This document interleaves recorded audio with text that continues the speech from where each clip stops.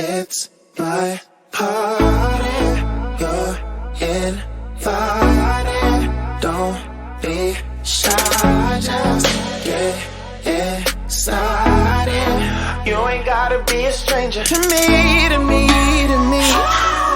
To me, to me, to me. To me, to me, to me. To me, to me, to me.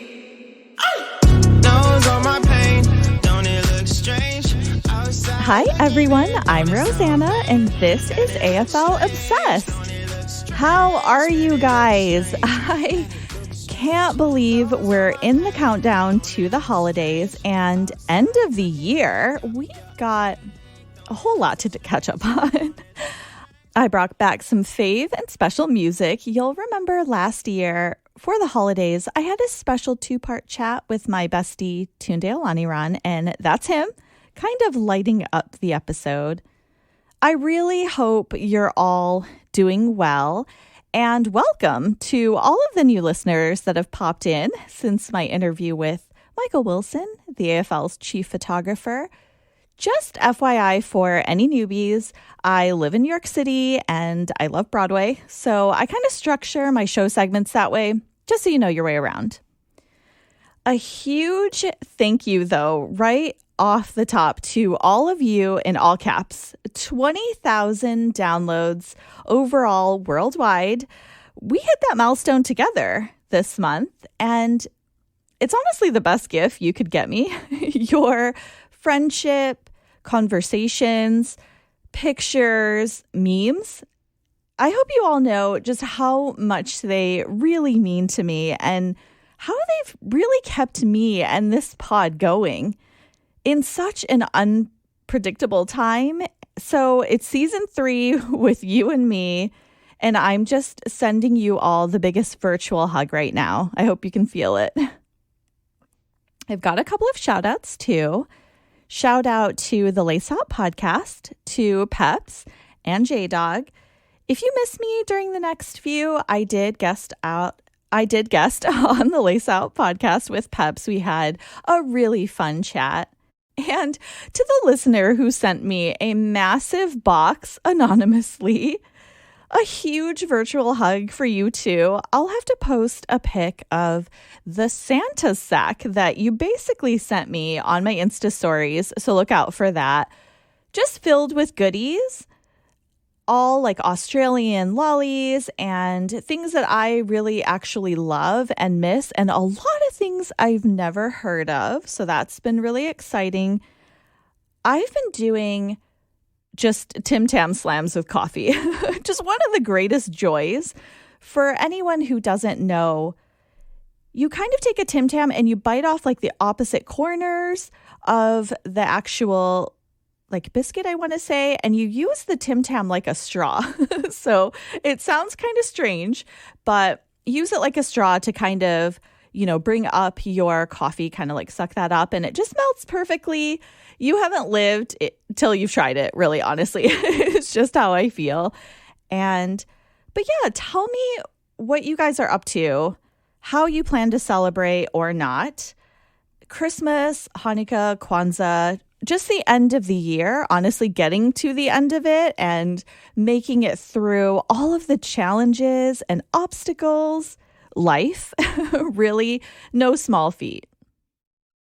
But let's get to it and dive into the opening overture of my overall thoughts on the last few and kind of where we're at now in NYC. Okay, so life catch-ups. It is off season. Andrew and I did get to a college football game. My team, Michigan State, were in a bowl during the holidays. I've really thought about this and just the bowl concept. There's legit like no equivalent to bowl games in Australian sport. A lot of it's based on tradition. I won't like overly bore you with the details, but I guess the best I can come up with is it's kind of like an exhibition game. Like at the end of the season, you have to earn and you have to qualify for these things. But Michigan State did finish the year ranked at 11th. So that means they did miss out on the national championship, which is just the top 4 teams. But we will be playing against another highly ranked team in the Peach Bowl. So yeah, something that just goes back a long time. You could do your research on it if you want. I could talk more about it in the future, maybe after the game happens. But so that's been exciting. And Andrew and I also got our booster shot. So we are triple vaxxed now. We've got some extra armor for the gathering holiday up ahead. I can't talk today. And, we've been to a couple of tree lightings. Can I just say, I've never been to a tree lighting until this year. I never went when I was a kid. And I think I was probably just always working as an adult. I'm not really sure if maybe the times didn't work out with my schedule, but I am particularly feeling the holidays so extra this year. And the Rockefeller tree lighting is kind of this huge production. So Andrew and I went to a couple of smaller scale ones. There's honestly multiple in New York City. So we went to the New York Stock Exchange tree lighting on Wall Street. And I think that tree honestly gives the Rockefeller tree a run for its money. It's pretty massive. I did post kind of some Insta stories about it. They're all going to live on the page after this weekend if you want to catch up just in the highlights.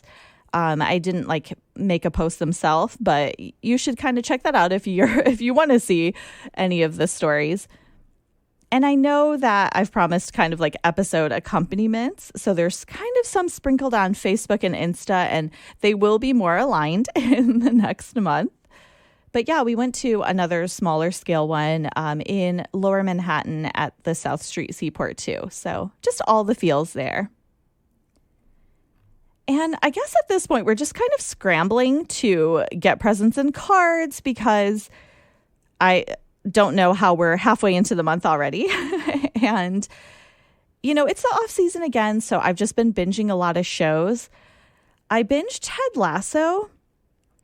So if you were on the train of you haven't seen it yet, get on it, guys. I know that everyone has been talking about it for months now. I finally had time.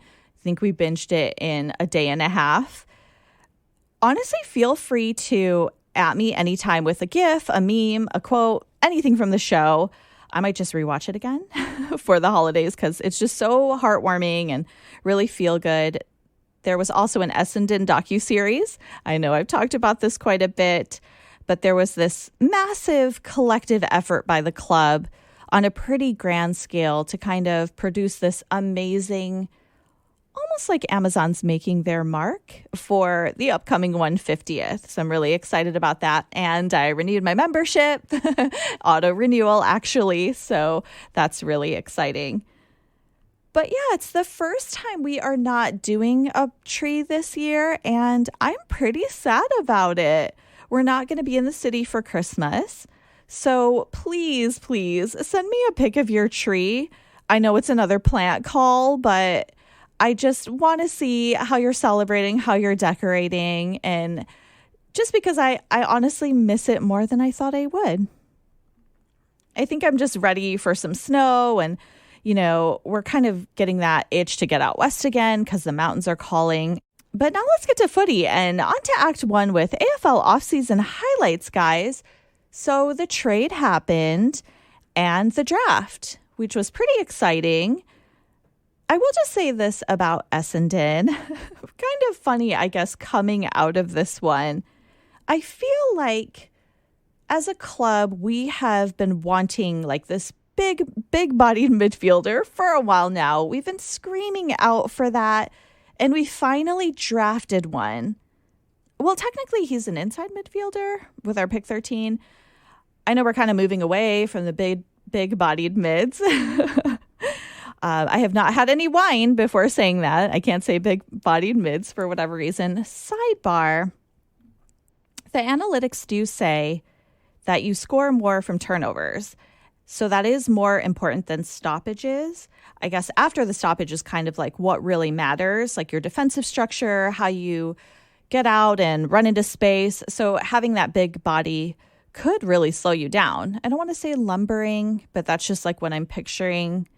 So yeah, but back to Essendon, just wanting those mids. all of a sudden, I feel like we're overflowing in that area, like we are hoarding or stockpiling them. So we'll never be in that situation again. But, you can't play an entire team of mids. They need to actually be a ball magnet like Parrish.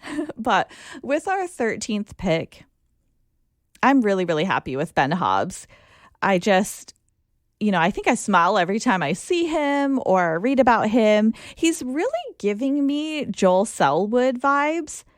I don't know, maybe it's just me, maybe baby Joel Selwood vibes, but he just seems really mature and ready.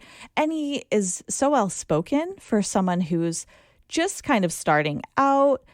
And Essendon has kind of included him in all of the training videos and kind of the campaigns that they're doing right now, so you can see behind the scenes. And yeah, it's just been a really exciting way for me to learn more about the draft and kind of see what happens and how the magic works once you get there, but just getting more of like an inside glimpse of that. And I've just really appreciated it kind of being all the way on the other side of the world and, in the dark when it comes to off season.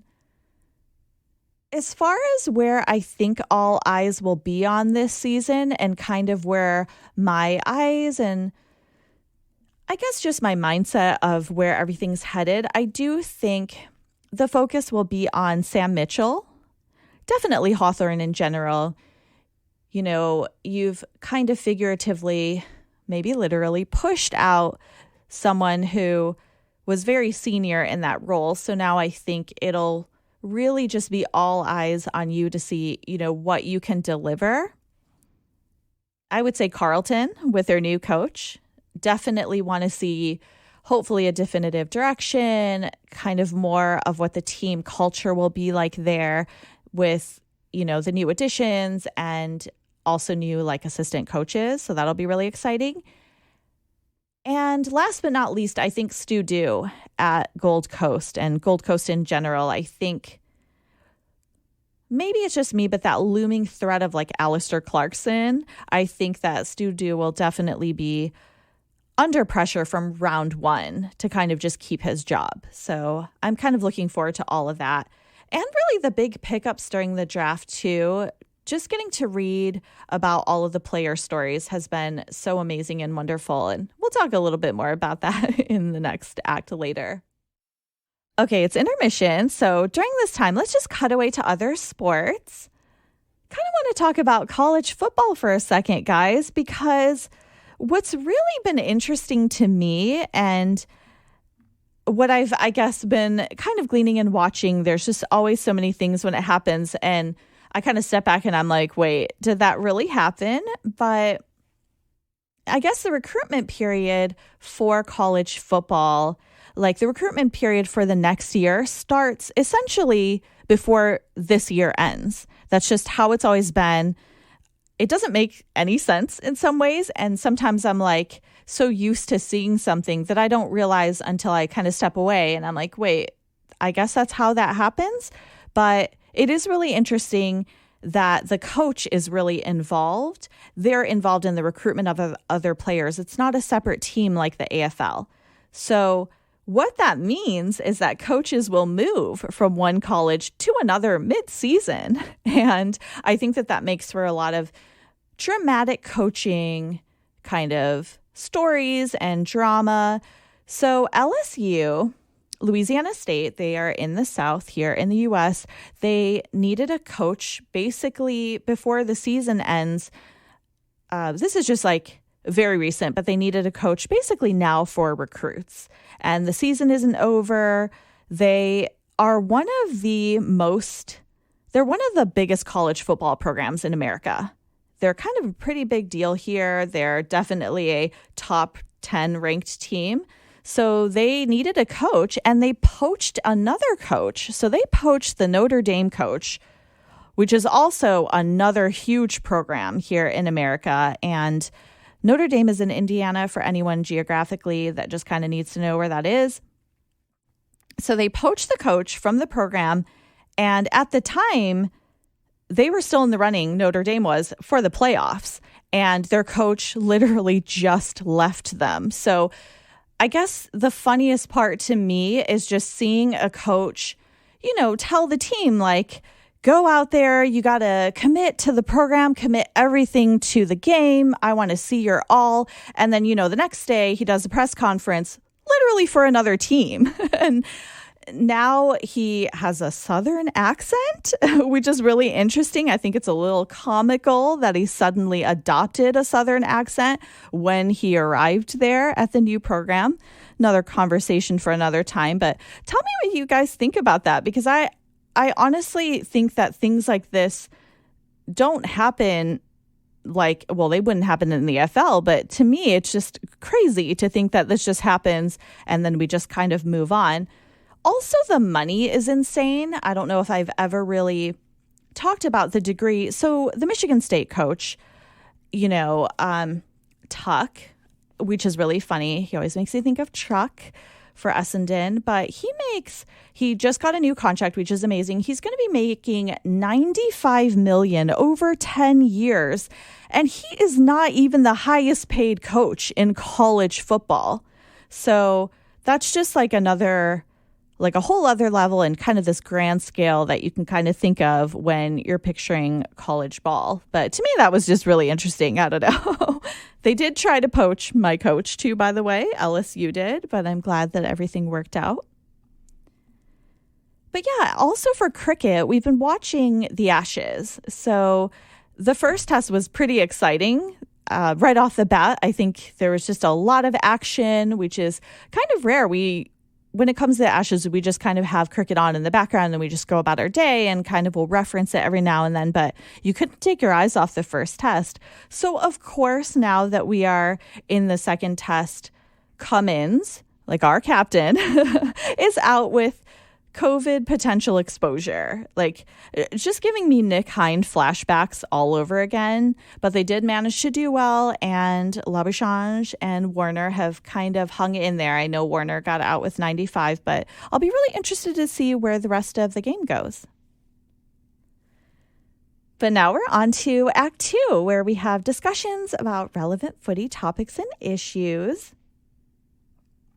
And I really just have to talk about Jordan De Goey for a second here, guys. And I know we're rewinding a little bit, but when an AFL player comes to my turf, who comes to my neighborhood, I actually always welcome players who want to come out here. I always want them to visit. Let's be real. A lot of them do in the off season, or they have previously, pre-pandemic, but so Jordan De Goey, I'm sure you've heard, got an exemption to leave for travel and to train here in the U.S. And he went to L.A. and kind of did his training. And then he showed up here in New York and went to a club and then just got in some trouble.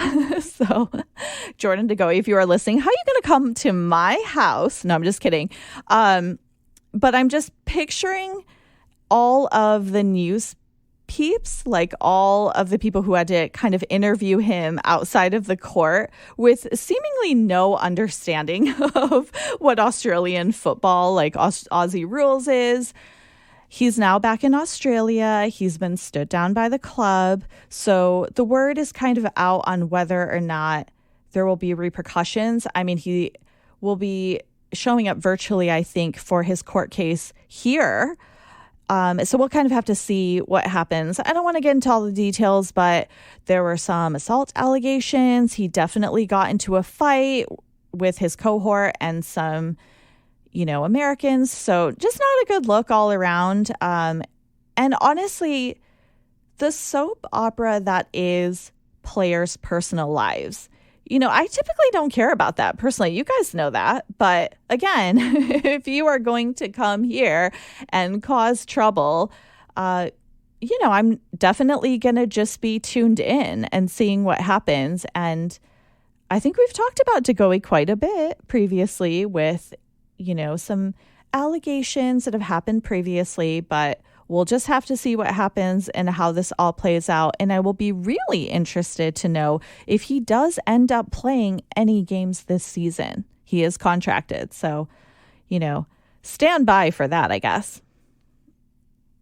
As for team thoughts, I think the team that I fear the most, I did talk about this a little bit on the Lace Out pod. I think the 4-alarm fire that is the Bulldogs, their entire roster, I mean, I guess that's more American, so squad, just, I really do think they have a full armory because they have all the guns. And if someone like Jamar Ugelhagen can't even really get games, that they have a lot going on there. So I'm excited/scared for the season, but I'll definitely be watching them and kind of seeing what will happen.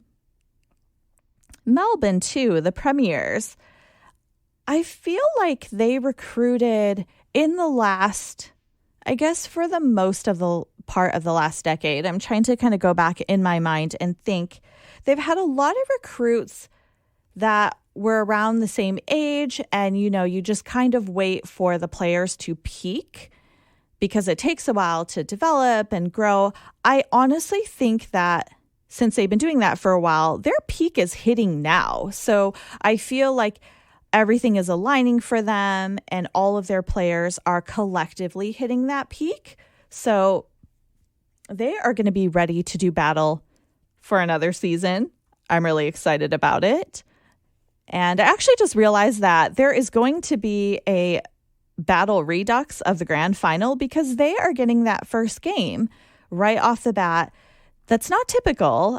We typically start with that Carleton-Richmond opener. So it'll be really interesting to see how that goes and if that will affect any future openings. I know that there was just, it's a different opener. It's not the typical traditional.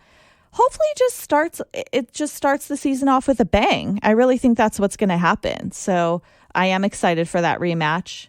I know that we'll all be watching. And I'm now in the countdown for the AFLW. I'm ready. We're only so many days away. I've got a little calendar at home, so I am really excited about that. And I'm just ready for more footy. But honestly, we're only weeks away at this point. So we're kind of at that point where I'm just looking at all the preseason photos. I'm really excited. Player-wise, Jason Horne-Francis, I'm looking at you as the number one pick. It's always exciting to have a number one pick.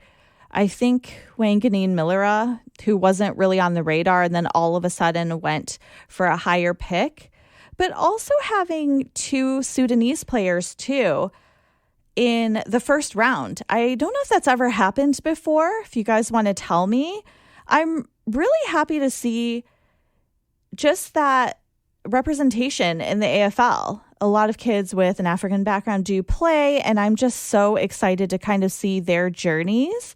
And yeah, it's going to be a great year, I think. Well, now it's the after show where, I don't know if you can tell, I'm just kind of squealing in excitement, but I have a special treat for you guys. Kind of an exclusive. You're getting a sneak peek and honestly the first listen of something that hasn't been released yet. It will be this weekend. So I mentioned my bestie before, Tunde Olaniran. So he has a new single and it's called What's Christmas? And this song honestly just really resonates with me. Okay, so just a little backstory. Tunde actually wrote the song in 2019 and it was after his mom and he also kind of experienced a series of family deaths, and he kind of saw how deeply the losses were affecting her and how they kind of filled her with sorrow during the holiday season. And so just kind of meditating on that loss and isolation, this kind of came out. And I think something in his gut just told him it needed to be out in the world. And it was just written really as like a carol that he could sing along to with his mom, or for anyone who's experiencing or remembering like loss, loneliness, or sadness during the holidays. And, if it really resonates with you, I'd love to know what you think, or you could let Tunde know too. But, if you aren't able to see someone you haven't seen for a year or two because of COVID, or, maybe you've got everyone around except the one person that you're just missing the most, or maybe it's just what you're singing until you see them again. We just want to share this with you. What's Christmas To me, what's Christmas when you're lonely? What's Christmas about when you're not around? No carols, no choir, no glow from the fire. When you're not here, what's Christmas this year?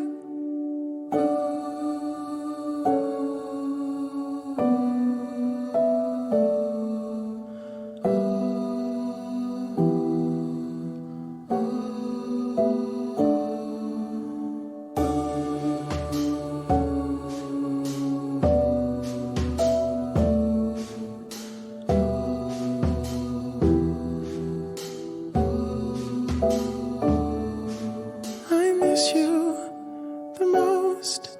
That's just how it goes.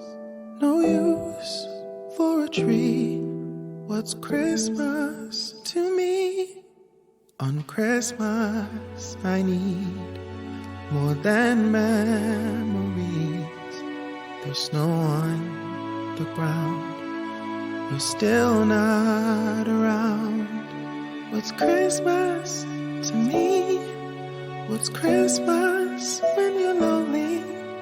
What's Christmas about when you're not around?